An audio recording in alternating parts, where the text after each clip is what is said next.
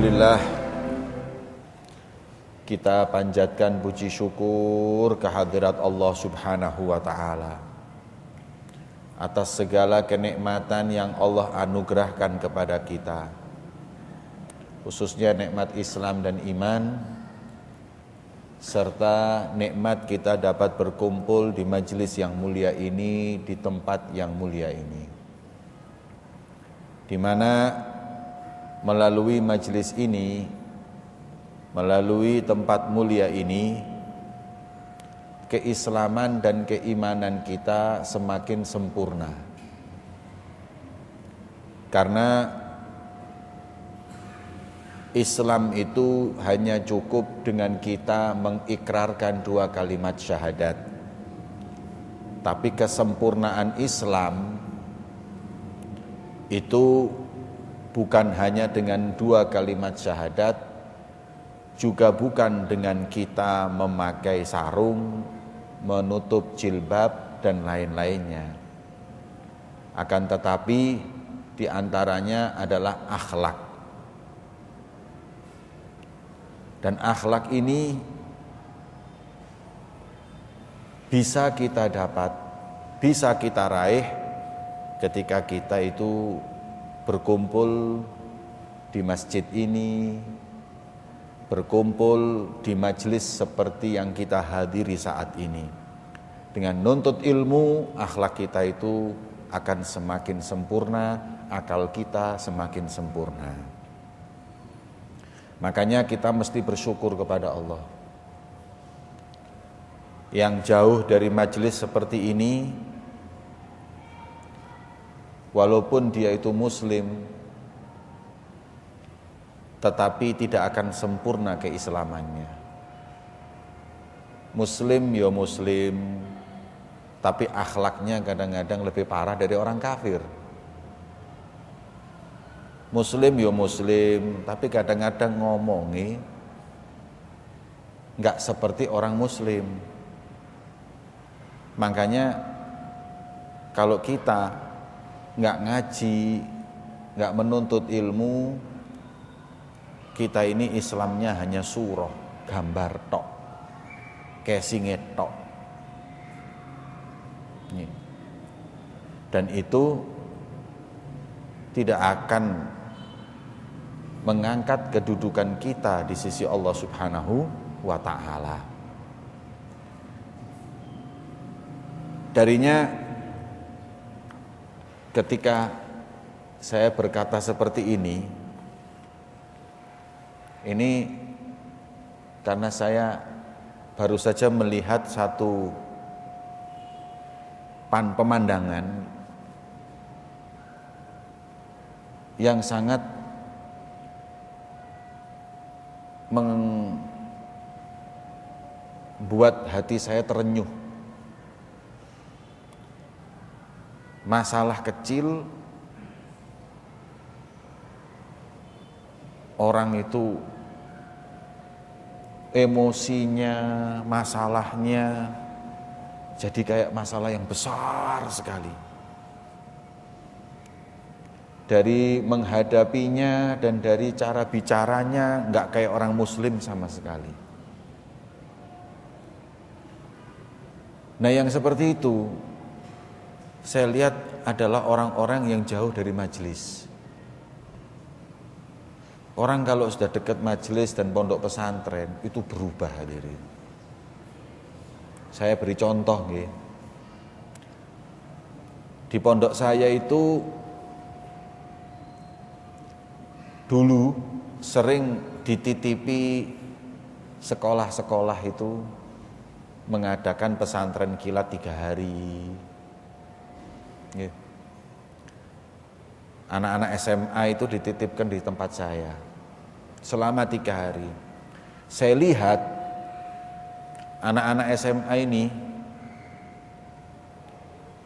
akhlaknya, tata kramane sangat menyedihkan. Terus ada yang kepancing.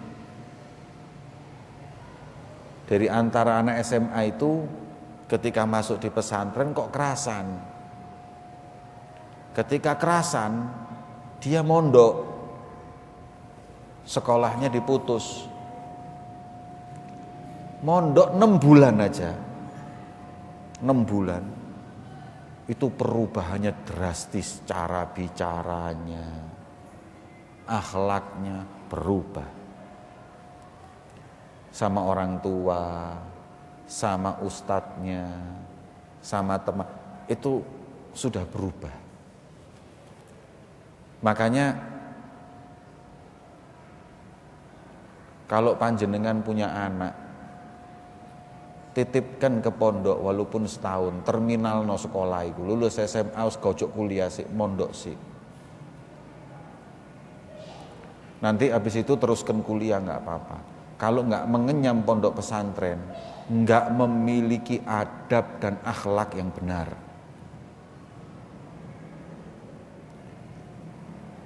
Memang musibah itu jahlun. Musibah yang paling besar itu dangkalnya agama. Dangkal ilmu matematika nggak ngaruh. Paling nek diakali tok hitung-hitungan. Dangkal ilmu komputer ya nggak ngaruh. Orang kaya raya kadang moco handphone gak ketok, ya sugih. Sing bendina dek ngarepe komputer ya gak sugih-sugih. Tapi kalau sudah dangkal ilmu agama, musibah. Musibah. Makanya begitu saya terus ingat Nabi Musa. Nabi Musa itu akhlak, adab. Ditanya, man adabaka ya Musa? Sing ngajari sampean iki kok duwe tata krama iki sapa Nabi Musa? Kok tata kramamu iku apik? Beliau menjawab, allamanil adab min qillatil adab. Saya belajar adab dari melihat orang yang enggak punya adab. Saya belajar akhlak dari orang yang enggak punya akhlak. Kemudian saya mengambil pelajaran. Ngene iki lho wong lek gak ono akhlake.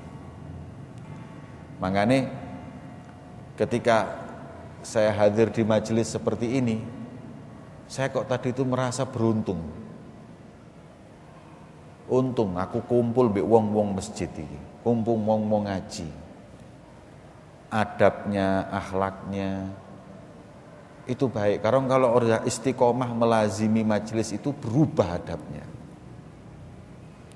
Tapi kesian orang-orang yang jauh dari majelis-majelis seperti ini hadirin.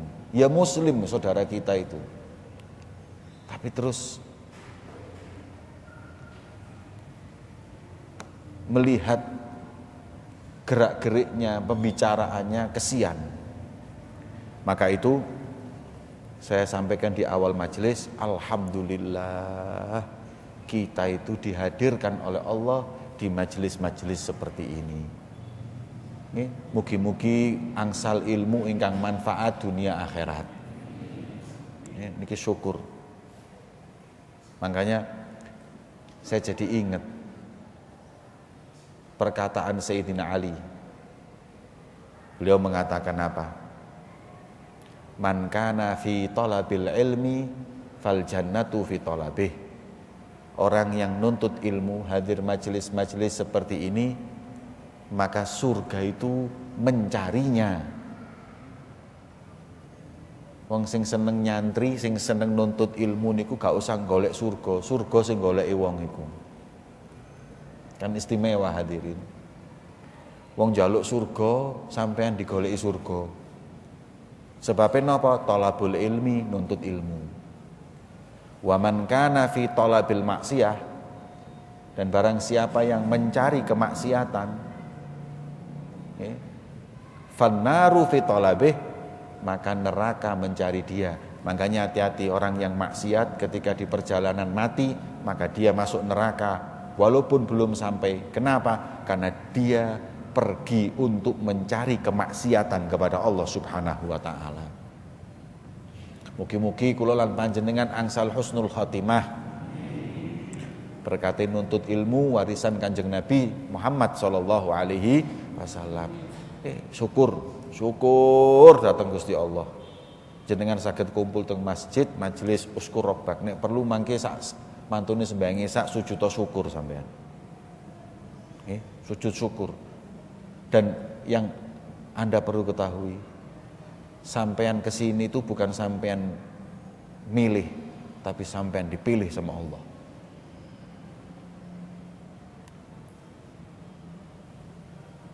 Man yuridillah bihi khairan yufaqihu fiddin. Gusti Allah niku nek pengen hambane dadi wong apik, digiring nuntut ilmu agama. Berarti kan irodahnya Allah. Sampean kesini selain memang tekad bulat, selain memang niat, tapi sampean perlu tahu, sampean dipilih Gusti Allah. Napa mboten syukur sampean dipilih Gusti Allah. Dari jutaan miliaran hamba, sampean yang dipilih ke tempat yang dicintainya masjid, di majelis yang paling diridhoinya majelis ilmu. Pokoknya nyuwun datang Gusti Allah selalu, mugi-mugi nikmat niki senantiasa kita rasakan sampai kita meninggal dunia husnul khatimah. Wa an Abi Bakar Siddiq, dari Sayyidina Abu Bakar Siddiq, beliau berkata, arba'atun tamamuha bi arba'atin. 4 sempurnanya dengan 4. Jadi kalau enggak ada 4 ini enggak sempurna. Apa itu? Tamamus shalah bisa jadatai sahwi. Sempurnanya salat itu dengan apabila kalau ada kekurangan dengan sujud sahwi. Sujud sahwi niku hukumnya napa? Sunnah. Sembayang subuh lali mboten kunut, sunahe napa? Sujud. Sembayang petang rakaat kakean siji dadi 5 rakaat, sunahe sujud. Sujud ping pindho. Sujud niku ping kalih, lali nambahi setunggal dados pinten 3, sunahnya sujud. Sempurnanya sholat kalau ada kesalahan itu dengan sujud sahwi. Sujud sahwinya tetap hukumnya sunnah, tapi penyempurna sholat kita.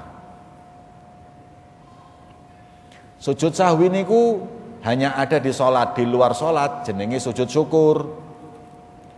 Kalau di sholat, sujud itu cuma ada 2, sujud sahwi sama sujud tilawah. Sujud tilawah niku kalau ada ayat-ayat sajdah, umpamine wasjud waqtarib, Allahu Akbar, sujud tok.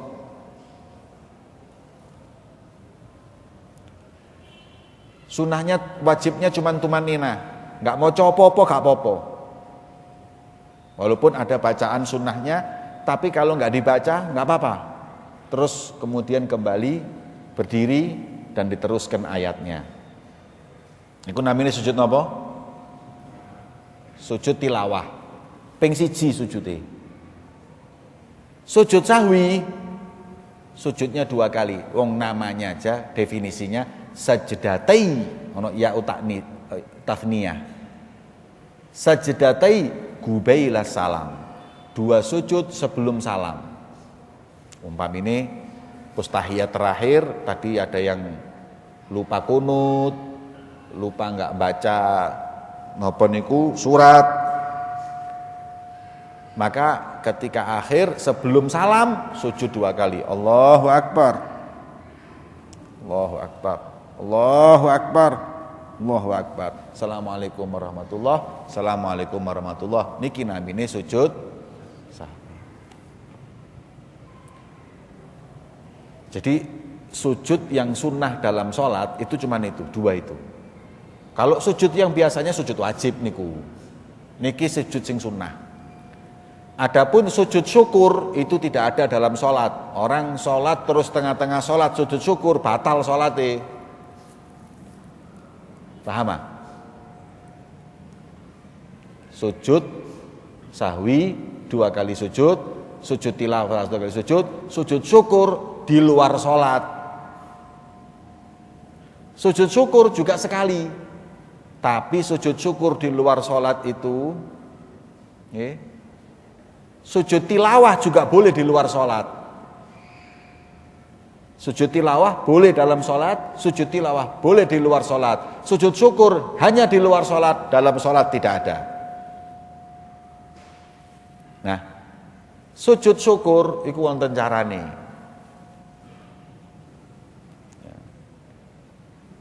Carane napa? Ya apa iki rek praktekno iki. Gus, ngaten kok Gus. Enak iki lemur rada ketok itu adoh. Nek keceng-keceng langsung mburi gak ketok. Rene yo lha apa kok ndek kono. Ya, tak ajari sujud syukur. Kiblate kono lho Gus, kono ki opo sih? Ka'bahmu ndek kono ah. Ya wis tak apa-apa madhep kono supaya jelas. Madhep kiblat ya, ini jangan madhep sini. Engko mari ngono arek sujud syukur madhep ing belakangi kiblat. Jare Habib Jamal lu jare Guse ngono arek. Ngawur kon iki. Nggih. Niki anggapan madhep kiblat nggih. Wis aku ngandani lho, tolong rekamane. Madhep kiblat. Pertama, sunnahnya takbiratul ihram. Ya sunnah sujud syukur itu takbiratul ihram lho rek. Sujud syukur gak gawe takbiratul ihram iku kaya apa? Mike Tyson lek menang lak sujud syukur ah. Nah, iku salah carane. Ya, tapi Mike Tyson dudu ustad iku apa? Ya. Caranya gimana? Ya. Nawaitu takbiratul ihram, niat sih. Nawaitu sunnata sajdatas syukur lillahi ta'ala. Ayo, nawaitu sunnata sajdatas syukur lillahi ta'ala. Allahu akbar. Dek langsung sujud. Yes. Rukun tadi pertama berdiri. Wis tak rajuk sik, kesusu ae kon iki. Sujud to sik. Wah. Berdiri tadi, terus niat takbiratul ihram, terus sujud.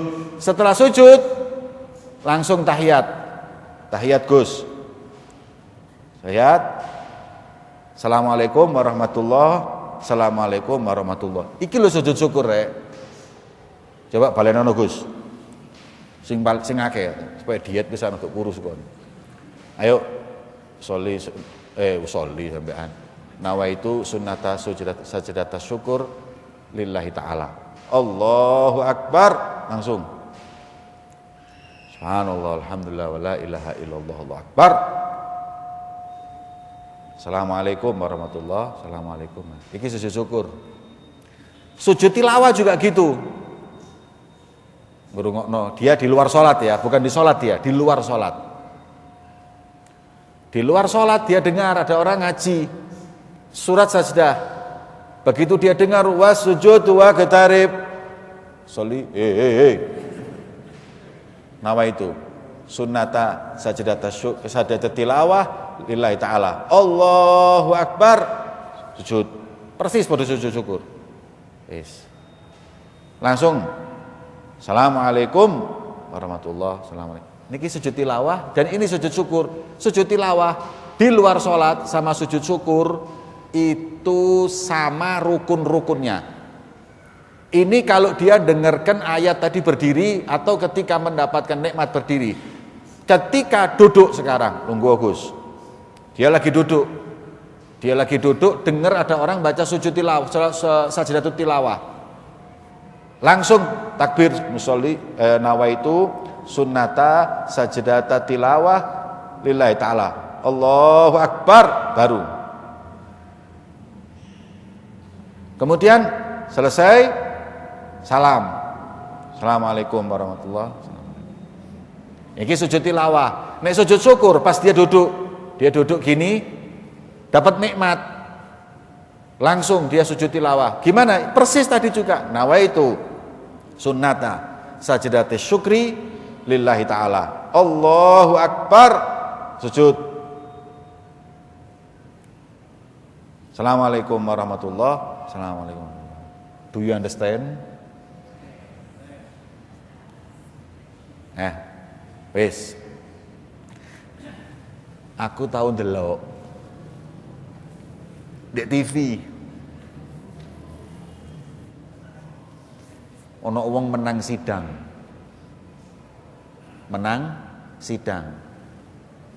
Ini tokoh loh, mungkin saking senengnya dadi lali. Begitu jaksa mengumumkan dia menang, langsung sujud syukur. Sujudnya ping pindho. Kon sujud sahwi apa sujud syukur? Nggak ngerti dia. Iku sujud ping pindho iku sujud sahwi, Mas. Bukan sujud syukur sekali. Bal-balan. Sampai ndelok pemain bal-balan, ya Masya Allah, ya niatnya ya api. Mungkin itu mazhab lain ya, Kalau mazhab Syafi'i tidak gitu sujud syukur. Ya tadi ini.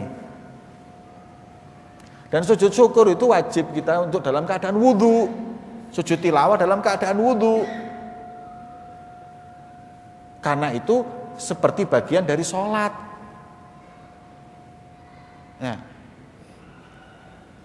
Nah itu seperti itu hadirin. Sempurnanya sholat apabila ada kekurangan ditutup dengan sujud sahwi hukumnya Kalau dia lupa tidak sujud sahwi atau sengaja meninggalkan sujud sahwi, hukumnya apa? Sah sholatnya. Makanya jenengan nggih sholat di belakang orang yang nggak kunut. Dilihat orang yang nggak kunut tadi itu memang nggak kunut atau dia lupa kunut. Kalau dia lupa kunut, makmum itu sunnahnya sujud sahwi li sahwi imami.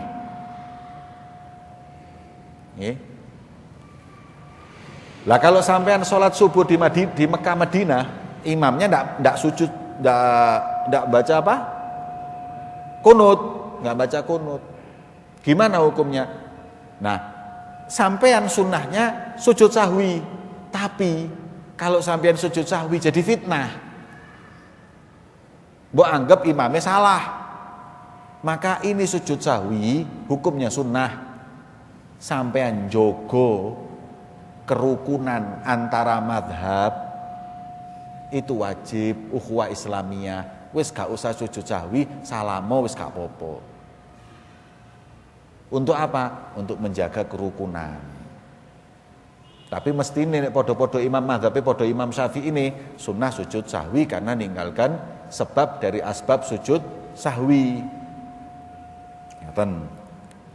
Yang pertama, sempurnanya sholat dengan 2 sujud sahwi.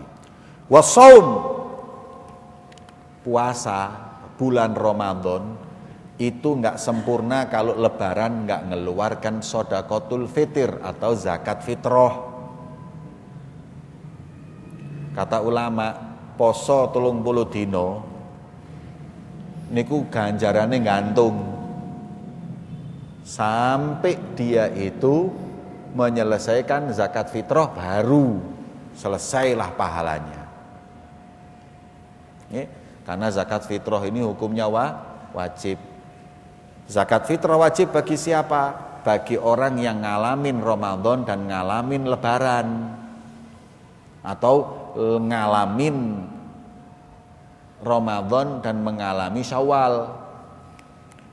Kalau kita punya anak lahirnya 1 Syawal itu berarti habis maghrib, pas takbiran itu lahir. Apakah wajib kita mengzakat fitrahkan dia? Enggak, karena dia enggak ngalami Ramadan. Kalau ada orang meninggal dunia sebelum maghrib,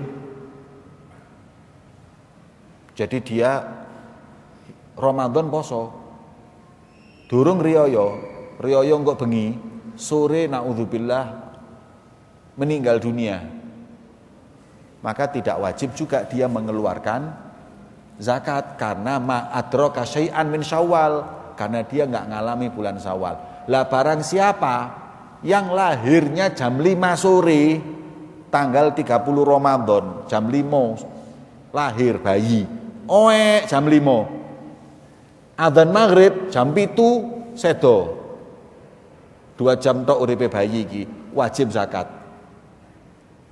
Tuh, ya yang wajib itu orang tuanya. Kenapa wajib urip isih rong jam? Karena dia ngalami bulan Ramadan dan ngalami bulan Syawal.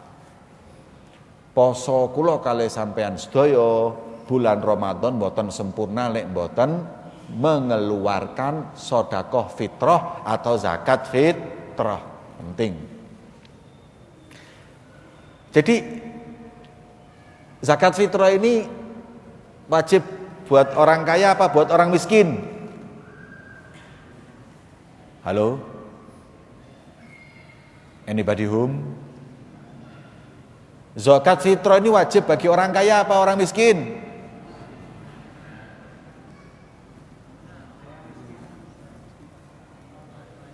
Dua-duanya. Nah, sekarang saya jawab. Zakat fitrah ini wajib bagi orang yang mempunyai makanan pokok di hari lebaran tersebut untuk dia makan di hari lebaran sampai malam.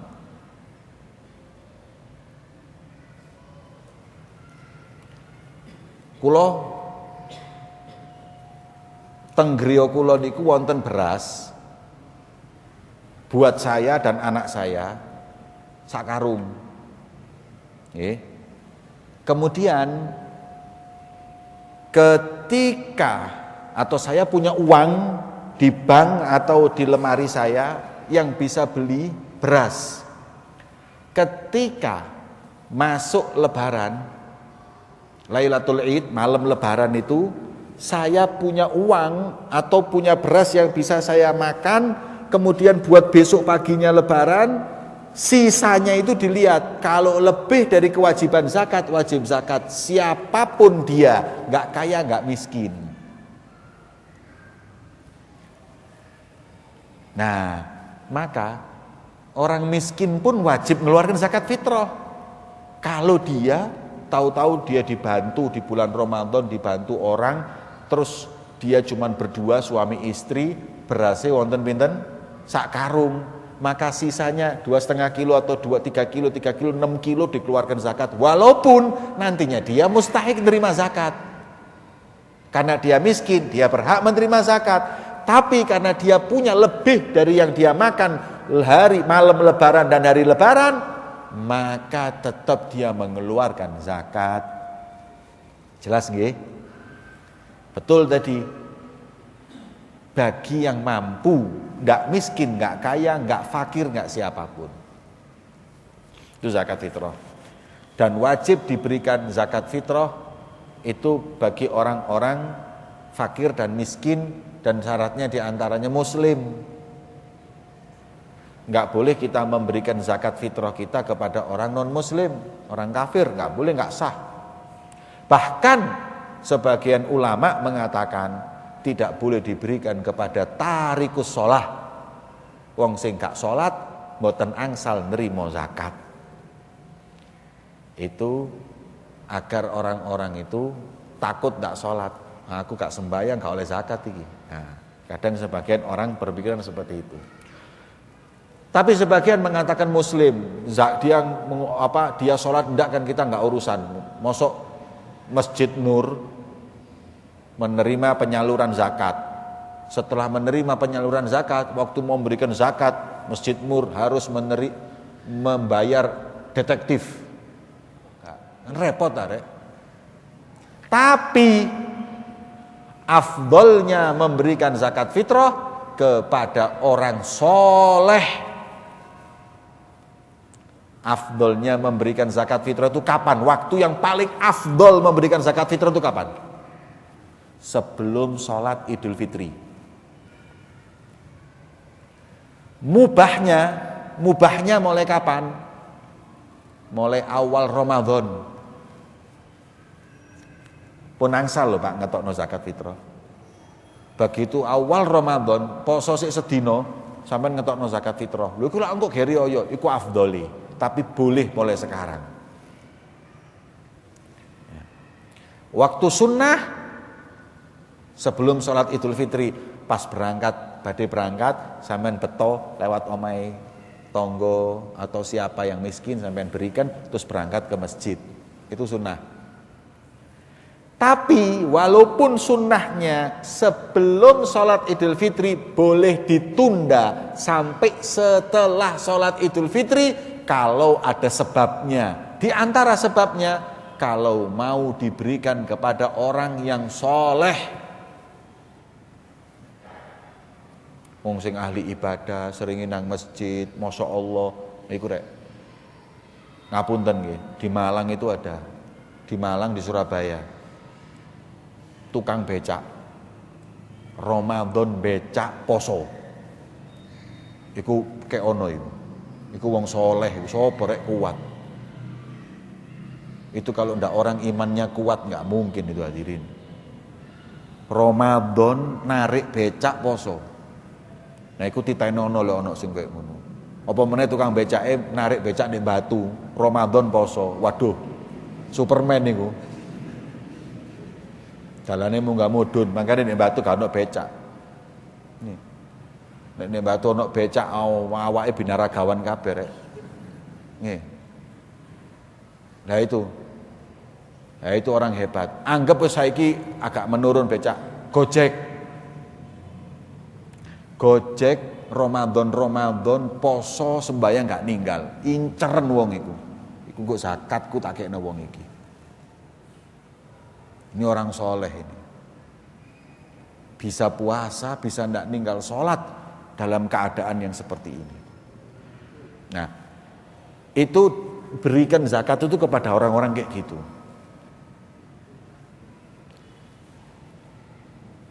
Kiai oleh nerima zakat apa gak? Zakat fitrah itu syaratnya harus miskin, fakir. Nek kiai ini miskin kayak ono, tapi lek kiai ini duwe motor sedan mana jadi kiai.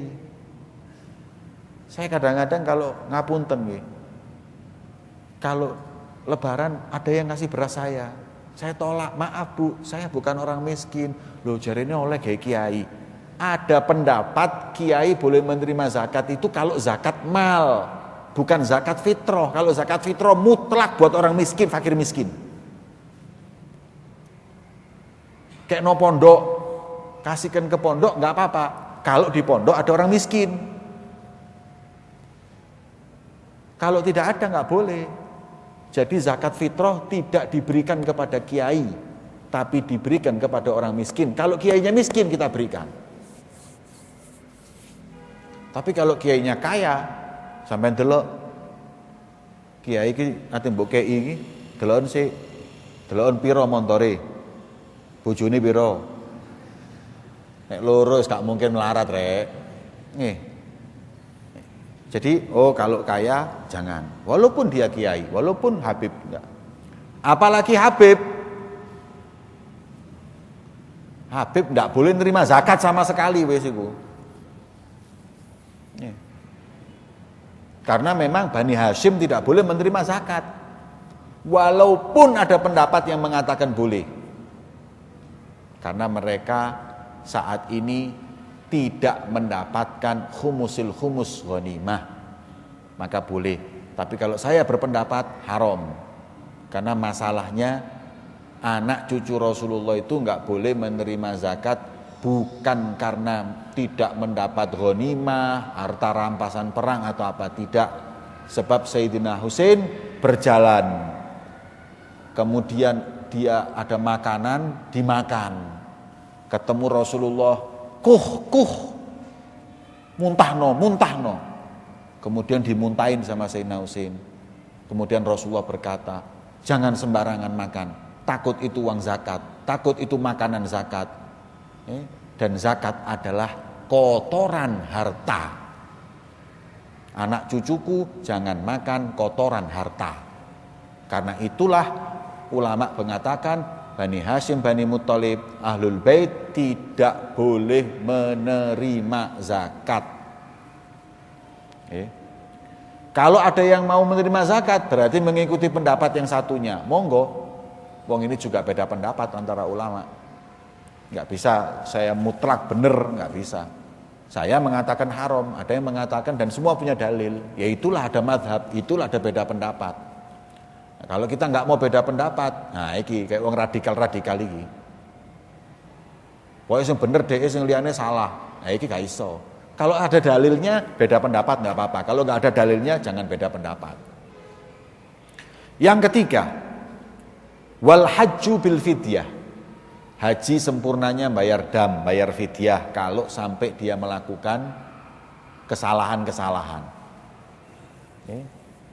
Nanti ketika ihram haji atau umroh kita nggak diperbolehkan pakai minyak wangi, kita nggak boleh meminyai jenggot dan rambut, kita tidak boleh yang laki-laki pakai yang ada jahitannya.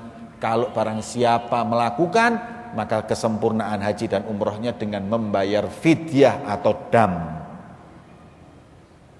Dan yang paling parah, paling bahaya, kumpul di waktu haji, waktu ihram, pas umroh atau pas haji, belum ihram, belum tahallul,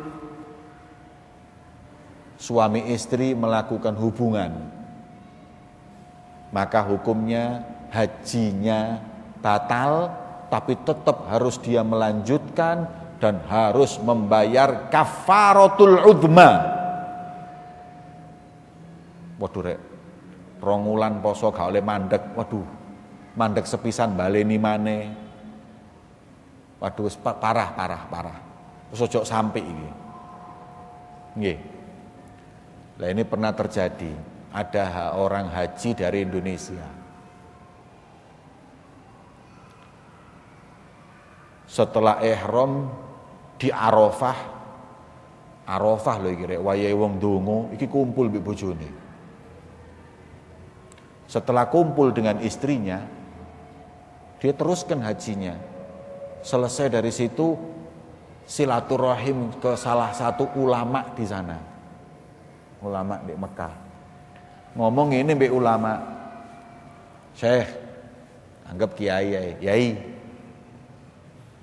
dongane sampeyan kiai, kula kepingin duwe anak kayak sampeyan alime ngene.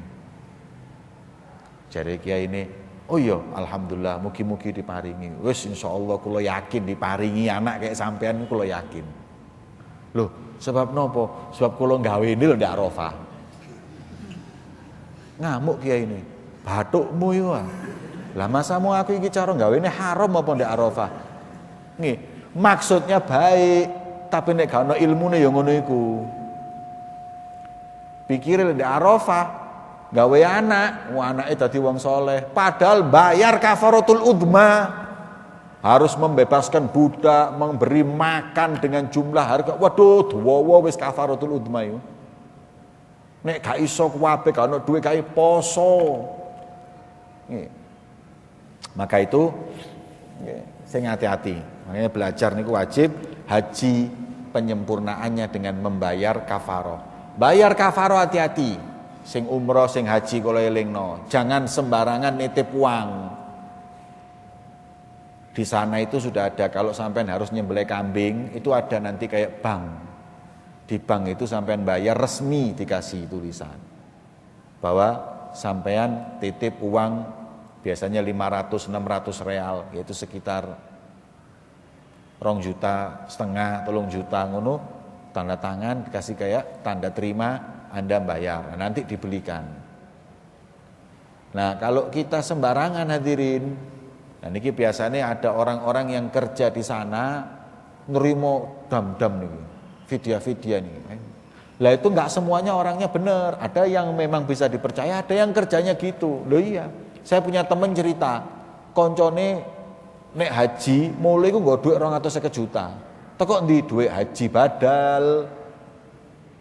Haji badal itu napa? Sampean mboten saged haji, bayar kula ngajekno sampean. Itu boleh. syaratnya, tapi cuma satu orang satu. Lagi ngaji badal wong 20 are.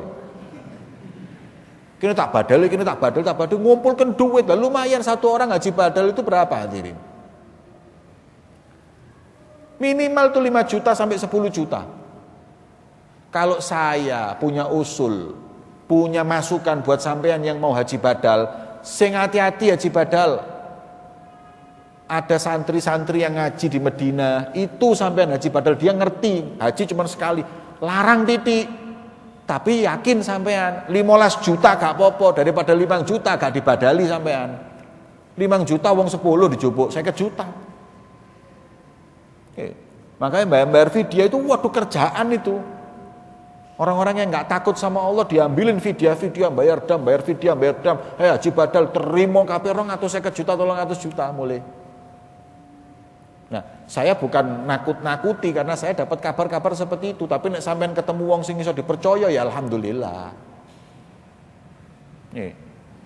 Makanya kalau mau haji badal aja golek sing murah, akeh lolose kon. Sapa te badali 5 juta iku lho sapa? Haji ku petang dina 5 dina kewesel lho lek. Nggih, durung kesambet pas romi jumroh iku. Nggih, ana sing nyasar kena bathuke mendol. Iya. Masuk gelem.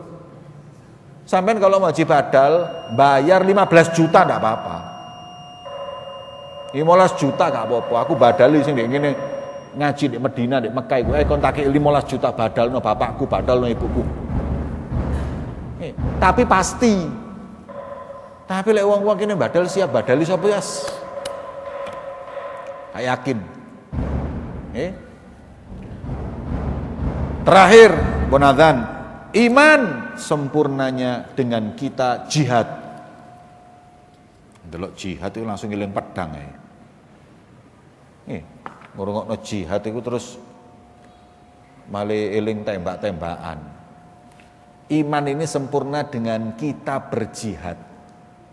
Jihad itu ada 2. Pertama jihadun nafas. Iman kita sempurna kalau kita bisa mengkontrol nafsu kita. Ini paling a'dham, paling besarnya jihad. Dan diantaranya kalau memang panggilan jihad itu datang. Kapan panggilan jihad itu datang? Orang Palestina itu jihadnya panggilannya datang. Orang Palestina itu bukan radikal. Orang Palestina itu bukan teroris. Yang teroris itu orang Israel. Negarane wong dicaplok ambek Israel. Terus mereka membalas, mereka membela radikal. Ya apa sih kira? Teroris. Ini sing jeneng sapa sih? Negarane dicaplok, sing nyaplok pahlawan, sing ya padha mbek Indonesia biyen lah. Londo teko jajah kula kali sampean. Diponegoro teroris biyen. Imam Bonjol radikal. Nggih, yang ngomong Belanda. Sekarang kita umat Islam ketika diinjak ngamuk teroris. Nah, ini karena memang media dimiliki mereka. Jadi otak sampai akhirnya keluarlah Islamophobia. Nopo Islamophobia? Di barat ada orang itu takut sama Islam. Delok wong jilbaban wedi, delok sampean kuplukan wedi. Teroris. Dan saya ngalami. Keluar negeri jeneng Ahmad iki wis bedi wong. Kopiaan. Oh, napa iki? Ngebom ae. Ya, dibuat seperti itu hadirin. Nah, ini kita umat Islam jangan sampai ikut-ikutan juga. Makanya jihad dengan raga itu wajib hukumnya kalau sudah orang kafir ingin untuk menguasai negeri kita. Kita wajib berjihad. Tapi kalau orang muslim dijajah, kita datengin jihad fardu kifayah, nggak wajib. Maka itu jihad itu jangan diartikan salah. Islam tidak pernah ngajari kita untuk nggarai wong. Tapi idza qatalu, kalau mereka merangi kamu, jangan diam. Bangkit, lawan. Dan ini sudah diajarkan oleh Mbah Hasyim Asy'ari dengan resolusi jihadnya. Mbah Hasyim Asy'ari dulu dianggap radikal, teroris. Tapi setelah zaman itu datang, ya, orang semakin kenal dia adalah mujahid. Mujahidin, jihad fisabilillah. Nah, tapi juga ada orang-orang yang memang dikit radikal, tapi jumlahnya mereka enggak banyak, tapi bayaran. Bayaran. Wong-wong iku bayaran kabeh. Tak kandhani kon, wong sing radikal-radikal iki, sing perang-perang iki iku bayaran. Nggih. Kalau memang mereka mau jihad, sing wis pasti ae kongkon nang Israel kon. Gak kira gelem. Ya, maka itu kita jangan terkecoh dengan jumlah sedikit tadi itu. Dan memang mereka itu merusak nama baik kita umat Islam dengan radikal pemahaman mereka. Tapi sedikit jumlah mereka enggak banyak. Nggih. Mugi-mugi wong-wong iku diparingi hidayah mbek Gusti Allah. Nggih. Sing seneng ngebom-ngebom itu karena dia dicuci otak dan dia ilmunya dangkal, akhirnya jadilah dia orang-orang seperti itu. Tapi juga jangan disalahkan kadang-kadang. Karena apa? Karena adanya ketidakadilan yang membuat kadang-kadang radikal itu muncul. Radikal itu gak muncul semena-mena. Ada ketidakadilan. Gara-gara umat Islam digencet, keluarlah orang radikal. Pasti itu di mana-mana. Enggak cuma Islam, agama apapun seperti itu. Di Tibet, Buddha digencet, keluarlah radikal. Nih, wong Buddha yang ngono. Di Nepal, di mana namanya, di Cina sana. Ya, dituduh teroris dan lain-lain. Ini bab jihad ini perlu diterangkan. Gara-gara jihad beberapa saat yang lalu di negeri Arab, jihad itu dihapus di kurikulum. Itu ditentang oleh ulama. Justru jangan dihapus, terangkan bagaimana jihad yang sebenarnya. Kalau dihapus malah bahaya, malah orang salah memahaminya. Tapi yang paling penting jihad nafsu, nggih. Sempurnanya iman kita kalau kita sudah perangi jiwa, perangi hawa nafsu kita. Emosi diperang, ngamuk kudu ngamuk diempet. Loro ati diempet. Kecuali memang marah karena Allah Subhanahu wa ta'ala. Kon duitmu dicolong ngamuk-ngamuk, agamamu dicolong mesam-mesem. Anda agak Allah dan Rasulnya dihina, ya iso turu. Tapi nek bojomu dilokno kok ndak iso turu. Berarti Allah dan Rasulnya dibanding dengan dunia yang kau miliki, kau masih cinta dunia dan segalanya. Ya, maka dari itu mugi-mugi kita diberi kesempurnaan iman dan Islam oleh Allah Subhanahu wa taala. Amin Allahumma amin. Bismillahirrahmanirrahim. Fatihah.